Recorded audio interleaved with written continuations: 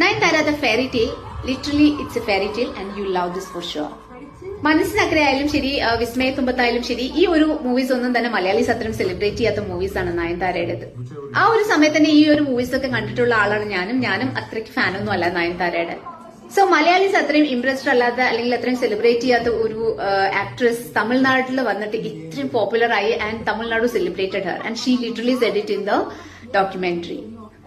And the way their friends and family defined them in the documentary, അതിൽ നിന്ന് എനിക്ക് മനസ്സിലായത് എന്താണെന്ന് വെച്ച് കഴിഞ്ഞാൽ Nayanthara is A bit serious person, Vicky is A kind of fun loving person. May be ആ ഒരു കെമിസ്ട്രി ആയിരിക്കാം അവരുടെ മാരീഡ് ലൈഫ് ഇത്രയും സക്സസ് ആവാനുള്ള ഒരു കാരണം.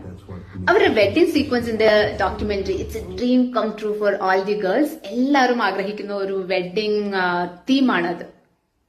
ഒരുപാട് പ്രതിസന്ധികളെ തരണം ചെയ്ത് ഒരുപാട് കുറ്റപ്പെടുത്തലുകൾ നേരിട്ട് സക്സസ് ആയി നിൽക്കുന്ന ഏതൊരു സ്ത്രീക്കും ഇൻസ്പയറിംഗ് ആണ് ഈ ഒരു fairy tale. So don't miss it in Netflix.